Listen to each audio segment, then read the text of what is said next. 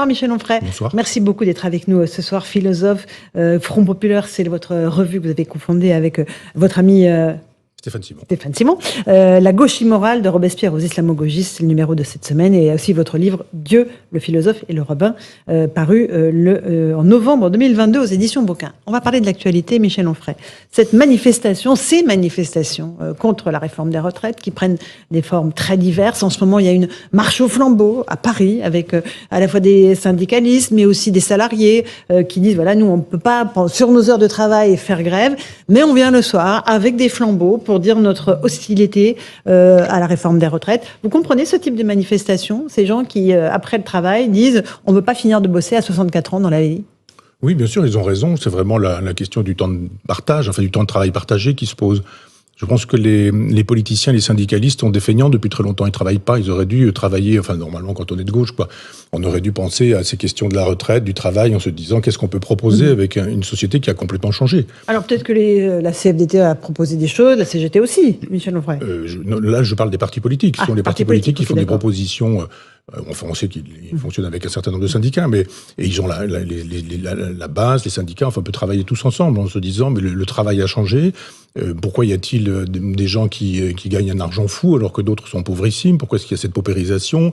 Il y a des nouveaux instruments, le téléphone portable, l'ordinateur, on fait des nouvelles technologies, tout ce qui fait qu'il faut repenser le travail et le repenser autrement que de manière jacobine, en disant c'est comme ça pour tout le monde. C'est-à-dire quelqu'un qui vide les poubelles et quelqu'un qui fait de la neurochirurgie, par exemple, le travail pour lui c'est la même chose. Non, il y a des épanouissements personnels. Moi, je ne veux pas m'engager pour vous, mais je veux dire, moi, je fais un métier épanouissant, je compte pas mes heures, je vais pas partir en vacances, je vais pas partir en week-end, je vais pas partir à la retraite parce que j'aime mon métier.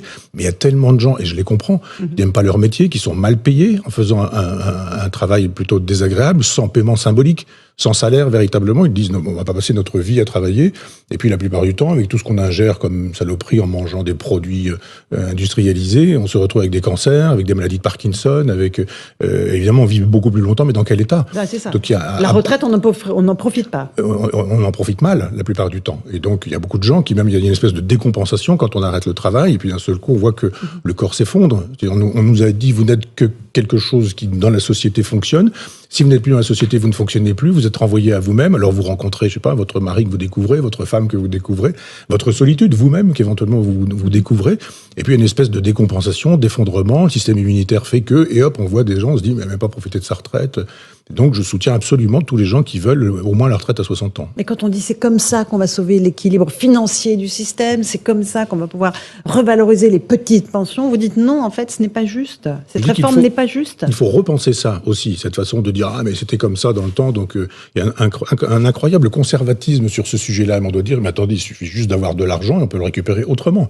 Donc envisageons une autre façon de payer les retraites, cette façon de dire les anciens vont ceci, etc. On sait très bien qu'il y a de moins en moins de gens qui travaillent, qu'il y a de moins en moins d'anciens, que les anciens, la plupart du temps, on les met sur la touche. On leur dit, le paradoxe, c'est quand même de leur dire, vous allez travailler plus longtemps, mais vous allez partir plus vite, et on est mis à la porte parce qu'on cesse d'être performant.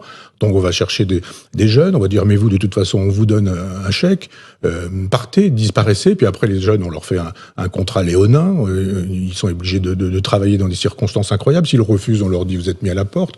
C'est-à-dire que repenser le travail pour la gauche, ça aurait dû se faire sur ce terrain d'une espèce d'exploitation généralisée. Il faut repenser le capital de Marx d'une certaine manière. Il n'y a plus les bourgeois, les prolétaires comme dans le Capital, mais il y a un prolétariat qui est terrible. Les jeunes filles qui font qui sont à la caisse, les garçons qui livrent, je les vois passer au-dessous de chez moi, des pizzas à 11h du soir en mobilette et qui doivent être en cours le lendemain, des jeunes filles à qui on propose des bricolages sexuels parce que les propriétaires disent on peut toujours arranger les choses comme ça. Enfin, il y a un nouveau prolétariat aujourd'hui.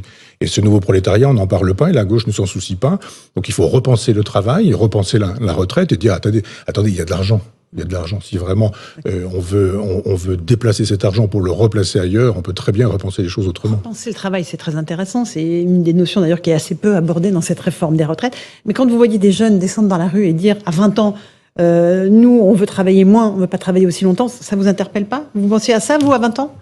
Moi non, mais eux, ils ont des raisons de penser comme ça. Je ne pense pas qu'ils aient raison de penser comme ça, mais ils ont des raisons de penser comme ça. Vous faites des diplômes qui sont parfois hyper techniques. Vous faites un doctorat d'ethnologie, par exemple. Et vous dites, j'ai un doctorat en ethnologie, je suis très doué sur une peuplade de Papouasie-Nouvelle-Guinée. Et vous dites, je voudrais travailler avec ça. On vous dit, mais non, mon garçon, On n'a jamais, ma jeune fille, on vous fait pas, on fait pas redoubler. On a le bac, on a les études, etc. Puis à un moment donné, on a bac plus 5, plus 6, plus 7, plus 8.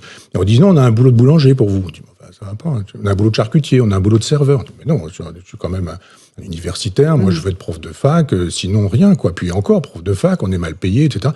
Donc je comprends qu'on a bercé d'illusions un certain nombre d'enfants qui, à 20 ans, disent « moi j'aimerais commencer par la retraite, et puis à 65 ans, j'aimerais qu'on commence à me parler de travail », parce qu'il y a une espèce d'inversion de valeur. On a dit d'ailleurs que le travail n'était pas une valeur ou une vertu. On a vu Madame Rousseau nous dire que finalement l'oisiveté était préférable. Vous vous rendez compte ? Professeur d'université qui nous dit qu'il vaut mieux être feignant à la fac que d'être travailleur.